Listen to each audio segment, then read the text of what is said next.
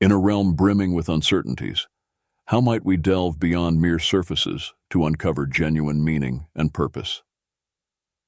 C.S. Lewis beckons us to peer inward and outward, inviting a contemplation not just of the essence of our own metamorphosis, but also of what constitutes a society truly aligned with Christian virtues.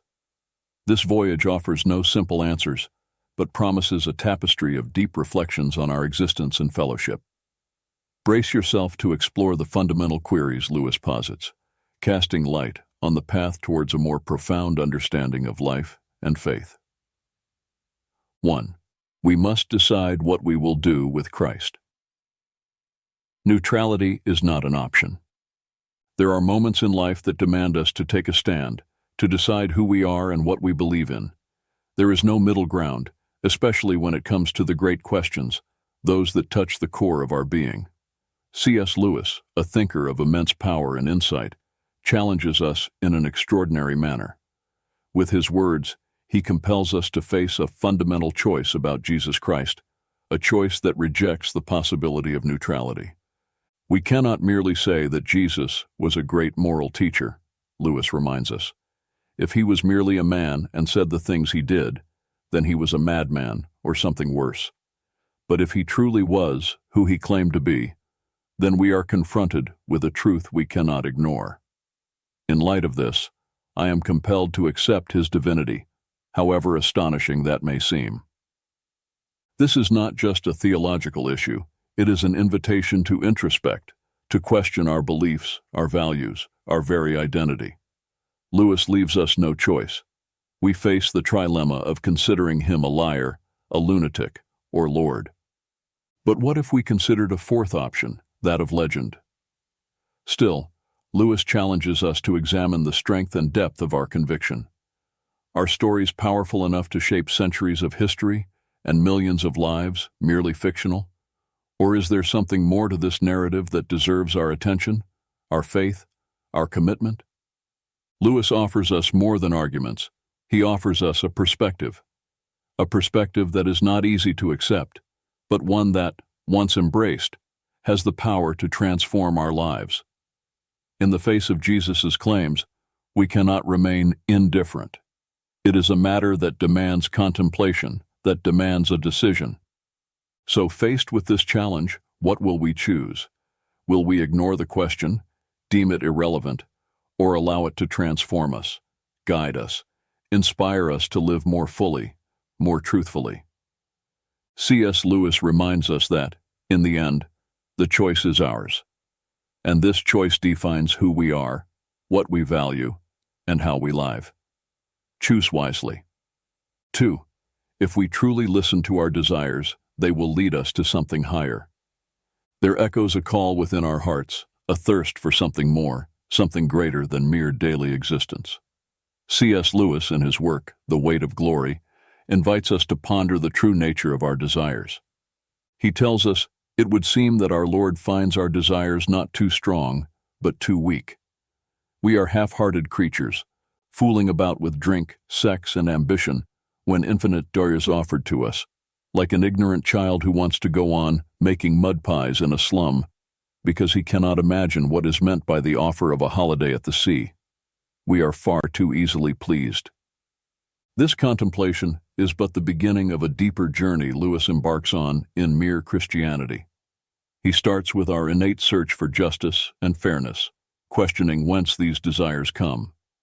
Atheism, Lewis argues, fails to provide satisfactory answers. Once an atheist himself, Lewis faced a quandary. He rejected the notion of a benevolent God due to the world's cruelty and injustice. Yet, it was this very observation that led him to question, how could I call the universe unjust without having an idea of justice? One cannot deem a line crooked without knowing what a straight line is. Herein, Lewis guides us to a profound revelation. Our deepest desires, our notions of justice and injustice, point to something beyond ourselves. They suggest a natural law, a standard by which we measure our existence. And if these desires and this innate morality point to something more, then perhaps, just perhaps, we are being summoned on a journey toward something greater, something divine. By truly listening to our desires, not the transient ones, but those that speak to the depths of our soul, we are led on a quest for meaning, for infinite joy, for a connection with the divine. Let us not settle for less. Let us not be content with mud pies when the sea is offered to us. C.S. Lewis challenges us to look beyond the visible horizon, to question, to seek. He reminds us that our hearts yearn for something more, something we are only beginning to understand.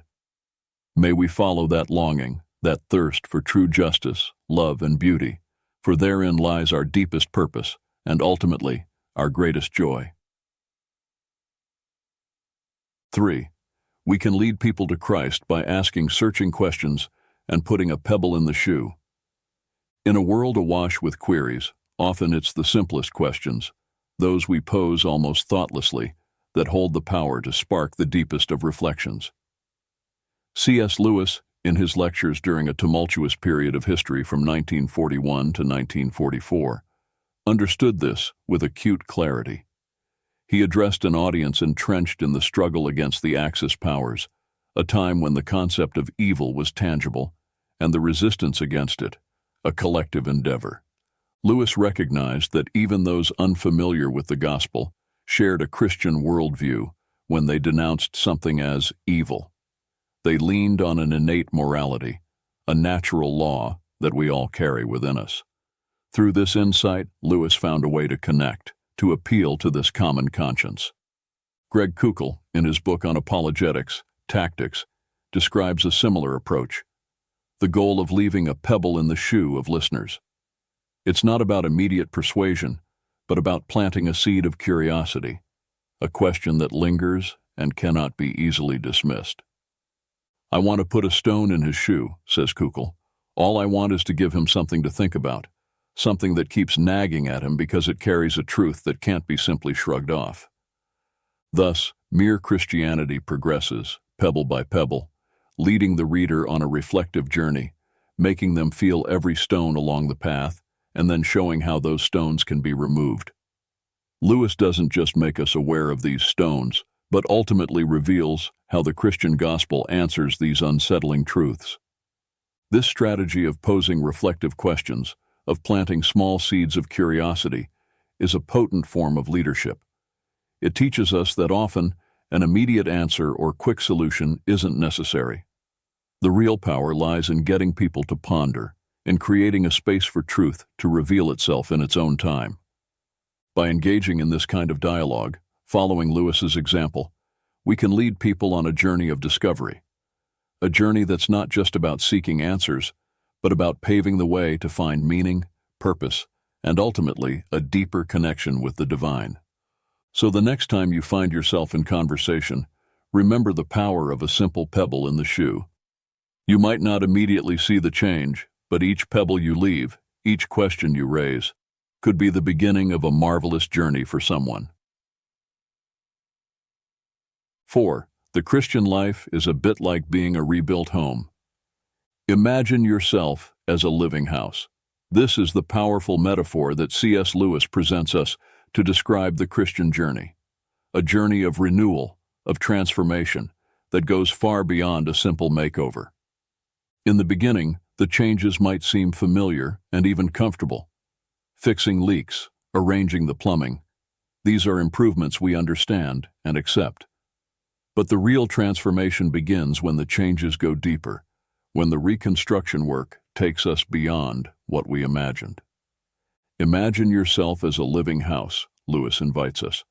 God comes to rebuild that house. At first you might understand what he is doing, but then he starts altering the house in ways that hurt terribly and don't seem to make sense.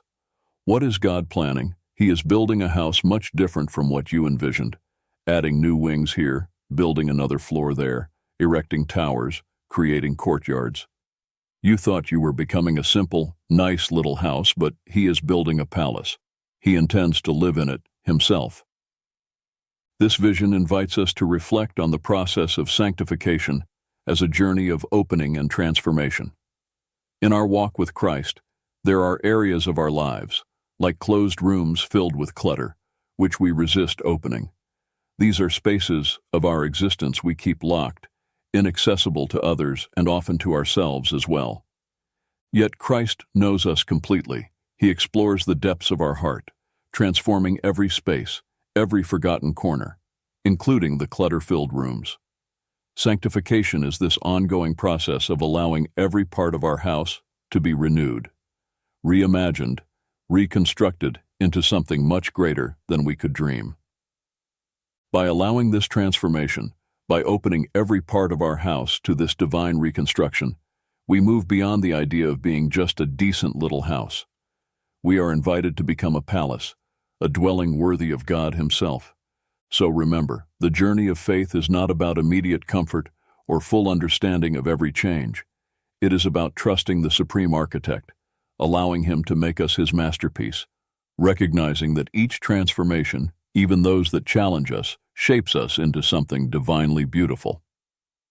May we embrace the process of being rebuilt by God, knowing that, though it may hurt and confuse at times, the end result is a glorious habitation, where He Himself chooses to reside. 5. A truly Christian society would likely not satisfy the right or the left. C.S. Lewis, with his narrative mastery, presents us with a powerful analogy to describe the Christian life, inspired by George MacDonald. He invites us to envision our life as a house that God comes to rebuild. Imagine yourself as a living house. God comes to rebuild that house. At first, you understand what He's doing. He fixes the sewerage, stops the leaks in the roof. You knew these jobs needed doing, so you're not surprised. But then, He starts making changes that hurt terribly and seem to make no sense. What is He trying to achieve? He's building a house vastly different from what you imagined, adding a new wing here, an extra floor there, erecting towers, crafting courtyards. You thought you were being made into a decent cottage, but He is building a palace. He intends to come and live in it Himself. This metaphor invites reflection on the process of sanctification. In our walk with Christ, there are areas of our life, our messy rooms, that we are reluctant to open up. Yet Christ ventures into every corner of our heart, transforming every space, including the most neglected ones. Lewis, writing in a wartime context where Christian nations clashed, prompts us to ponder what a truly Christian society might look like, one that likely wouldn't fully satisfy either right or left ideals. If such a society existed, and you or I were to visit it, I think we would find it curiously odd. We would feel its economic life was very socialist, and in that sense, advanced.